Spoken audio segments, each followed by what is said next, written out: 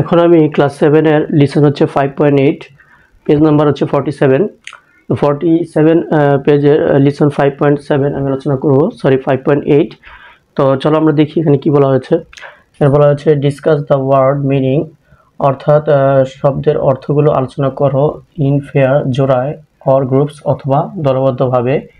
দেন তারপর right your sentence তোমার sentence বা বাক্যটি তুমি লেখো ইউজিং দ্য ওয়ার্ড শব্দগুলো ব্যবহার করে।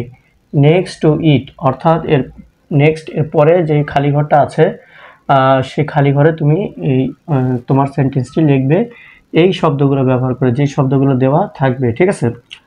তারপরে কি বলা হয়েছে, ওয়ান স্টার ফর ইউ একটি কিন্তু বই করে দেওয়া হয়েছে, আর বইয়ের এই তৃতীয় ঘরটা কিন্তু ফাঁকা আছে, সেখানে আমাদের সেন্টেন্সটা লিখতে হবে কোন শব্দ ব্যবহার করে। এই প্রথম যে আমাদের শব্দগুলো দেওয়া থাকবে এই শব্দগুলো ব্যবহার করে আমাদের শেষে ফাঁকা করে সেন্টেন্স লিখতে হবে, ঠিক আছে। তো যাই হোক, এখানে মোট 10টি ওয়ার্ড আছে বা শব্দ আছে। এই 10টি শব্দ মিনিং অর্থও কিন্তু দেওয়া আছে, শুধু আমাদের সেন্টেন্সগুলো বা মেক করতে হবে, বানাতে হবে এবং লিখতে হবে, ঠিক আছে। তো এক নম্বরটা আমরা দেখি।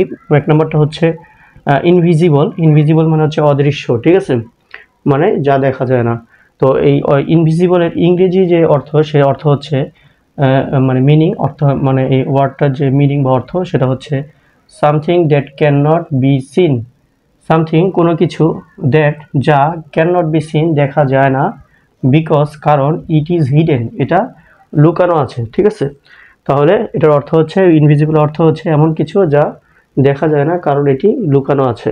আচ্ছা, এই ইনভিজিবল অদৃশ্য দিয়ে আমরা একটা সেন্টেন্স তৈরি করেছি এখানে, ঠিক আছে।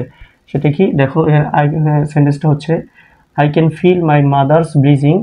আই ক্যান ফিল আমি অনুভব করতে পারি, মাই মাদার্স ব্রিজিং আমার মার যে দোয়া বা আশীর্বাদ, দো যদিও, দে আর ইনভিজিবল তারা অদৃশ্য, ঠিক আছে।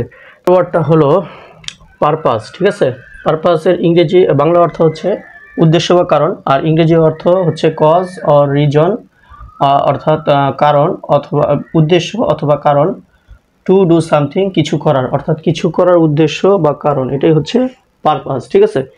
তো এটা দিয়ে একটি শব্দ গঠন করা হচ্ছে, সেটা কি, সেটা হচ্ছে what is the purpose of your work, অর্থাৎ তোমার কাজের উদ্দেশ্য কি। হোয়াট ইজ দ্য পারপাস, উদ্দেশ্য কি, অফ ইউর ওয়ার্ক তোমার কাজের। পরের ওয়ার্ডটা হচ্ছে ইম্পিটি। ইম্পিটি মানে হচ্ছে খালি বা শূন্য, ঠিক আছে। আর এটার ইংরেজি অর্থ হচ্ছে হ্যাভিং নাথিং ইনসাইড, অর্থাৎ ভিতরে কিছুই নাই। নট ফিল উইথ এনিথিং কোনো কিছু দিয়ে ভরপুর নয়। অ্যাট অল একটুও ভরপুর নয় কোনো কিছু দিয়ে, ঠিক আছে। এটা দিয়ে আমাদের একটি সেন্টেন্স তৈরি করা হয়েছে, সেটা হলো ইম্পিটি ভেসেল সাউন্ড মাচ। ইম্পিটি ভেসেল খালি পাত্র, সাউন্ড মাচ খালি পাত্র শব্দ বেশি করে, খালি পাত্রের শব্দ বেশি। হলো ডিপ। ডিপ মানে হচ্ছে যে নদীতে বা পুকুরে ডুব দেওয়া বা গোসল করা, ঠিক আছে। এটার ইংরেজি অর্থ হচ্ছে to put something into a liquid. To put something অর্থাৎ কোনো কিছু রাখা, ইনটু এ লিকুইড অর্থাৎ কোনো তরল বা পানি, কোনো পানিতে, এখানে পানি বোঝাচ্ছে যে টু পুট সামথিং কোনো কিছু রাখা, ইনটু এ লিকুইড অর্থাৎ পানিতে, অ্যান্ড এবং লিফট ইট এবং বের করে নিয়ে আসা, লিফট ইট আউট বের করে নিয়ে আসা, এগেইন পুনরায়, অর্থাৎ পানিতে কিছু রাখা এবং পুনরায় সেখান থেকে বের করে নিয়ে আসা, ঠিক আছে। যেমন আমরা ডুব দিই, আমরা পানিতে প্রথমে ডুব দিই, ডুব দেওয়ার পর আবার কি করি, ব্যাক করে ফেরত আসি। আচ্ছা, এরপরে আর ডিপ দিয়ে একটি সেন্টেন্স গঠন করা আছে, সেটা হচ্ছে we deep in the swimming pool. We deep in the swimming pool, আমরা সুইমিং পুলে ডুব দিই অথবা গোসল করি। তো ইগনোর মানে হচ্ছে অবহেলা করা। এর ইংরেজি অর্থ হচ্ছে টু গিভ নো অ্যাটেনশন, অর্থাৎ কোনো মনোযোগ না দেওয়া, গুরুত্ব না দেওয়া। To something or someone কোনো কিছুকে অথবা কাউকে গুরুত্ব না দেওয়া, ঠিক আছে। টু গিভ নো অ্যাটেনশন কোনো গুরুত্ব না দেওয়া, to something or someone কাউকে অথবা কোনো কিছুকে। তো এটা দিয়ে একটি আমরা সেন্টেন্স গঠন করেছি, সেটা হচ্ছে never ignore good did. Never ignore কখনো ইগনোর করো না, অবহেলা করো না, গুড ডিড ভালো কাজকে। এর পরের ওয়ার্ডটা হচ্ছে বুলি, ঠিক আছে। বুলি অর্থ হচ্ছে কাউকে কোনো কথা বলার মাধ্যমে কাউকে আঘাত করা, ঠিক আছে। তো এটার ইংরেজি অর্থটা হচ্ছে টু হার্ট পিপল, কোনো লোকজনকে আঘাত করা, বাই সেইং কোনো কিছু বলে, অর ডুইং অথবা কোনো কিছু করে, সামথিং ব্যাড অথবা এমন কোনো কিছু যেটা খারাপ, ঠিক আছে। তো এটা দিয়ে আমরা একটা ওয়ার্ড বা শব্দ সেন্টেন্স বা বাক্য গঠন করেছি, সেটা হচ্ছে স্টপ ইওর বুলি, অর্থাৎ তোমার বুলি বন্ধ করো। হচ্ছে গিজ, গিজ মানে হচ্ছে অনুমান করা। গিজের যে ইংরেজি অর্থ সেটা হচ্ছে টু অ্যান্সার সামথিং, অর্থাৎ কোনো কিছুর উত্তর দেওয়া, উইদাউট নোয়িং, না জেনেই, দ্যাট এটা ভেবে যে দ্য অ্যান্সার ইজ কারেক্ট, যে উত্তরটা সঠিক।